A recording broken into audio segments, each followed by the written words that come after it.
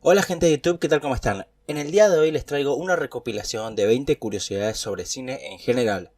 Estas curiosidades no tienen relación entre sí, son solo 20 datos que me parecen interesantes y se los quiero compartir con todos ustedes. Estos son de una serie en TikTok que tengo donde los subo de manera individual y para este canal quería agruparlos de a 20. Si quieren más, vayan a verlos a mi TikTok o esperen a la segunda parte cuando tenga otras nuevas 20 curiosidades. Sin nada más que decirle, después de la intro les dejo las curiosidades.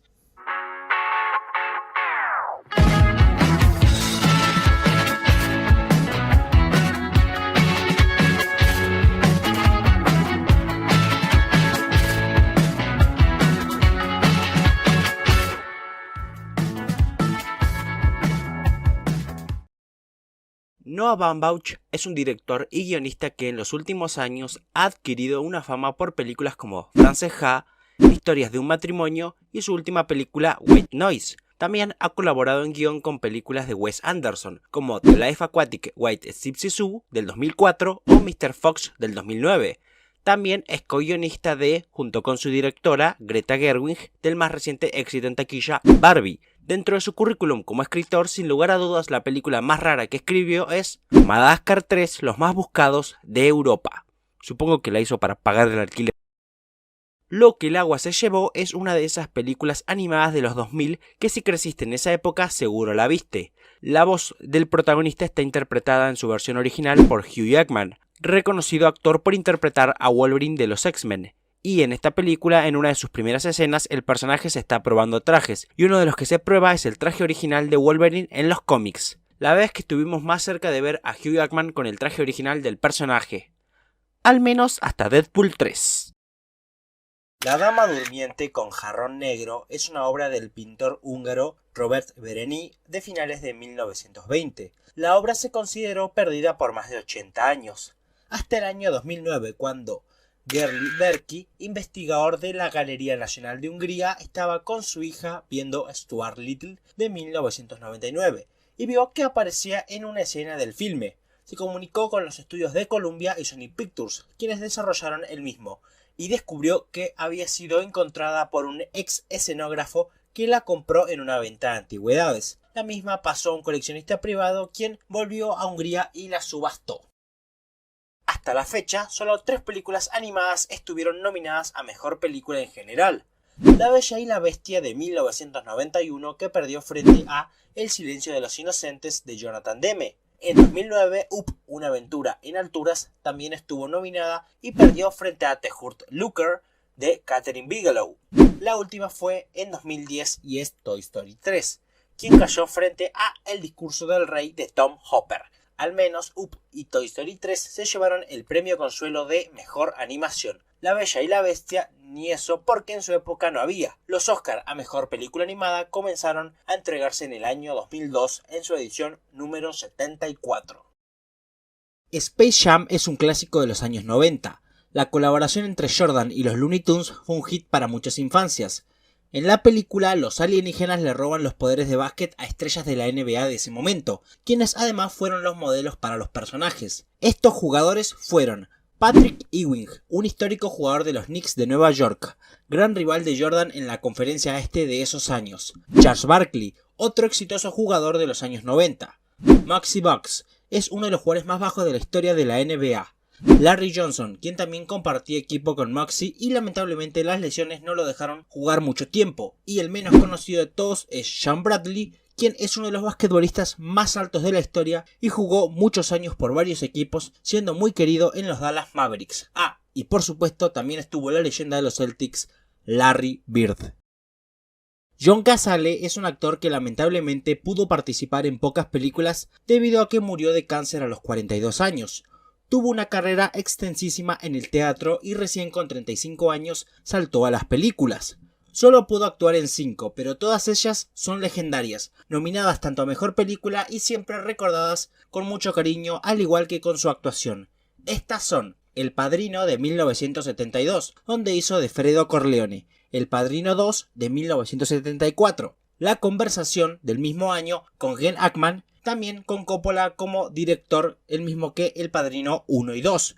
Tarde de Perros de 1975 del director Sidney Lumet, también en colaboración con Al Pacino. y su última actuación fue El Cazador de 1978 de Michael Cimino con Robert De Niro como protagonista.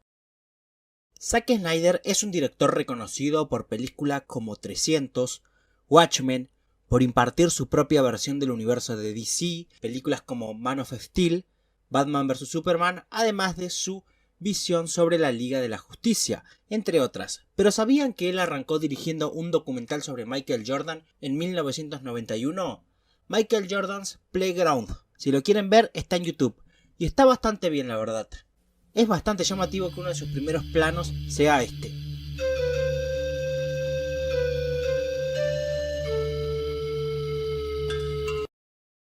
Dirty Harry, o como es conocida acá, Harry el Sucio, es una de las mejores sagas de acción de los 70 y de la historia, creadora de uno de los personajes más emblemáticos del cine con la brillante interpretación de Clint Eastwood, que logra crear un personaje complejo moralmente, pero a la vez hipnótico por su forma tan segura de actuar. La primera película del personaje se estrenó en 1971 y es dirigida por Don Siegel, uno de los grandes maestros cinematográficos de Eastwood. Una de las primeras escenas tiene al personaje de Harry entrando al restaurante y de fondo podemos ver en un cine que se exhibe una película, y esa es Play Misty for Me, la ópera prima en cuanto a dirección de Clint Eastwood, que justamente se estrenó ese mismo año, en 1971. De esta forma, Don Siegel le daba algo de promoción a la película de su estrella. Quien quiere saber de qué trata Play Misty for Me va sobre un hombre de radio que siempre recibe mensajes de una mujer para reproducir una única canción, y ella se termina obsesionando con él, luego de que ambos pasen una noche juntos. Siempre digo que es una especie de atracción fatal antes de atracción fatal. ¿Sabías que una vez Stallone bardeó a Rambo?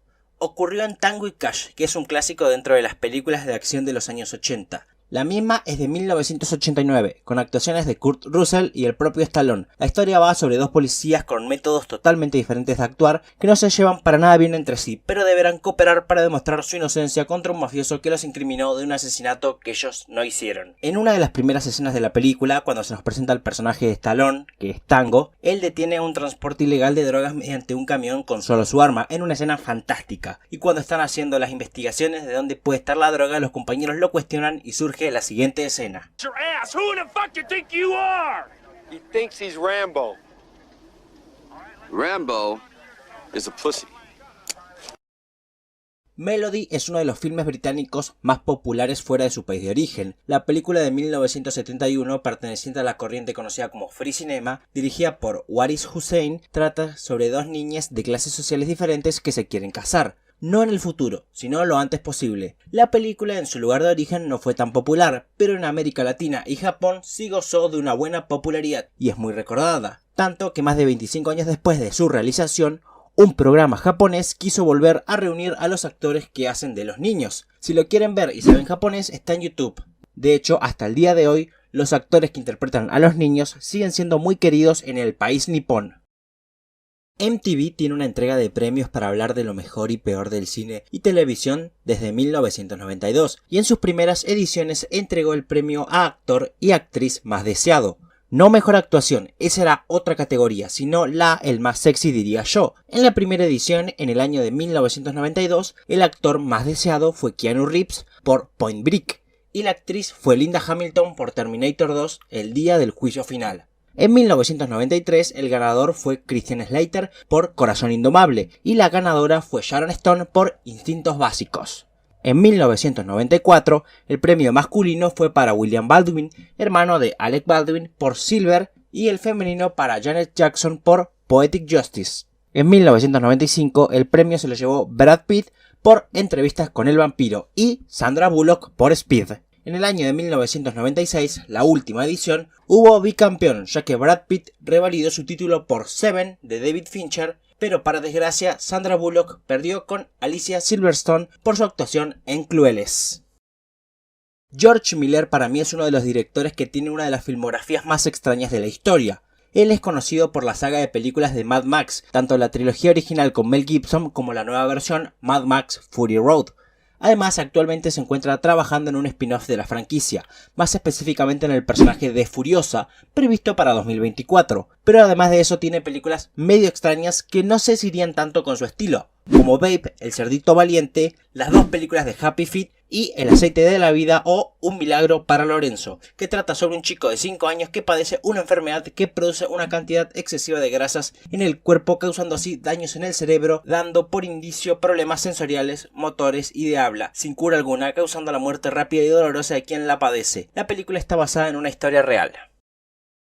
¿Sabías que hay una tradición entre los directores felicitándose por superar el primer puesto de la taquilla? Todo comenzó en 1977, cuando Steven Spielberg felicitó a George Lucas porque Star Wars superó en taquilla a Tiburón. En 1982, E.T. superó a Star Wars y George Lucas le devolvió la gentileza a Steven Spielberg. En 1997 se reestrenó la primera de Star Wars y sus dos secuelas originales, por lo que volvió a destronar el récord de E.T. y Spielberg volvió a felicitar a George Lucas. En 1998 aparece otro director, James Cameron, quien un año antes había estrenado Titanic y esta se volvió a convertir en un absoluto récord. Por lo tanto, George Lucas felicitó a James Cameron. En 2010, Avatar superó en taquilla a Titanic, pero como ambas eran de James Cameron, no hubo póster celebrativo. Saltamos a 2019, cuando James Cameron tuvo que dedicar dos póster casi seguidos. El primero cuando Avengers Endgame superó a Titanic como la película con segunda mejor recaudación en la historia, y posteriormente cuando Endgame volvió a hacer lo mismo con Avatar, pero ahora colocándose como la película más taquillera de todos los tiempos. El récord le duró poco a Marvel porque Avatar fue reestrenada en China y se volvió a quedar con el primer puesto en taquilla que conserva hasta la fecha, y Marvel hizo las felicitaciones correspondientes.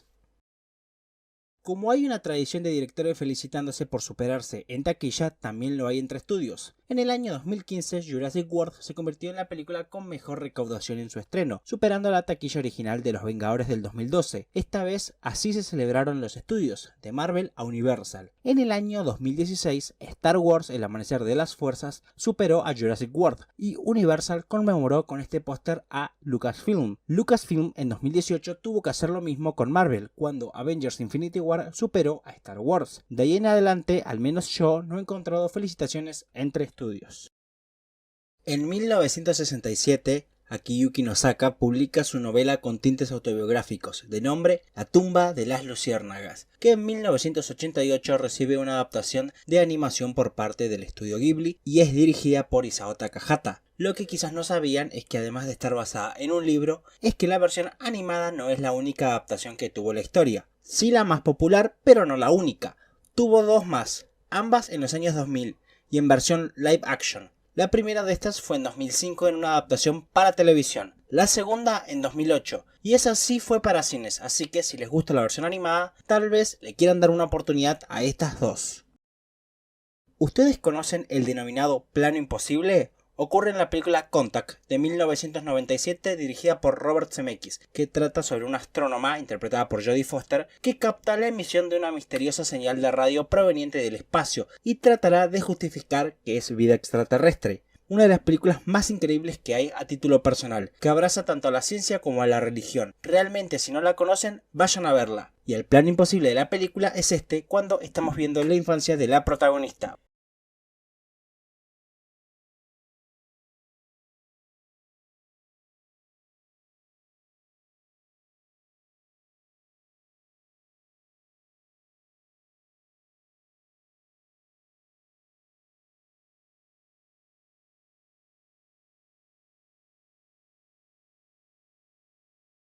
Ustedes díganme, ¿dónde se puso la cámara para no ser captada por los espejos?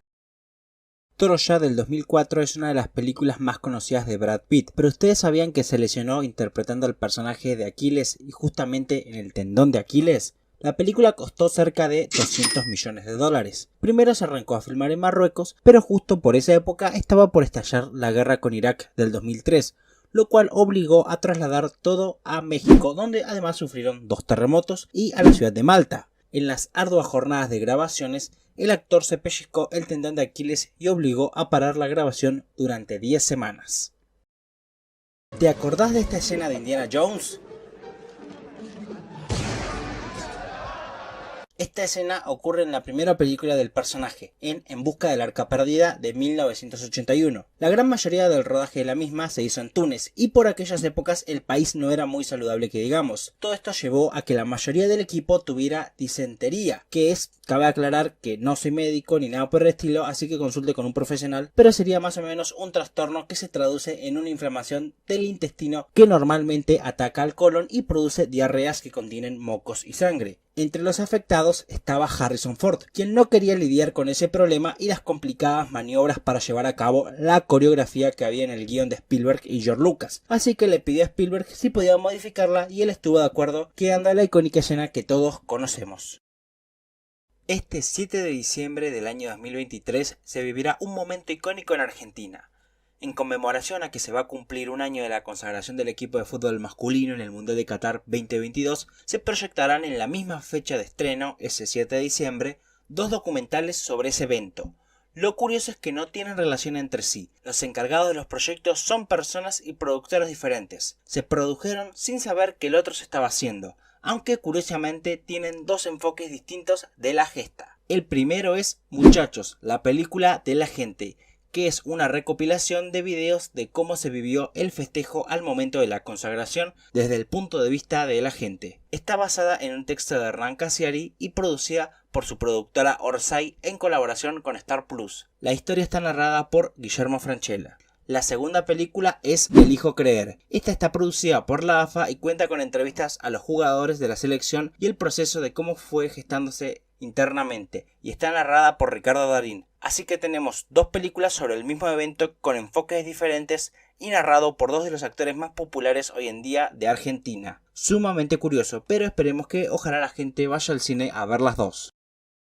Seguro conoces esta famosa imagen de la Pantera Rosa, pero a que quizás no sabías de dónde viene. La misma es de uno de los especiales que hizo el personaje durante los años 80. La serie clásica de la Pantera duró hasta 1980 y durante el 81 se produjo un especial de San Valentín donde la Pantera Rosa está sola ese 14 de febrero y empieza a trabajar como las personas que llevan serenatas y regalos a las parejas que se regalan entre sí y pasa por los problemas habituales donde se termina involucrando el personaje. Al final del día la Pantera no encontró el amor y se sienta en un banquito debido a su soledad y ahí nace esta famosa imagen.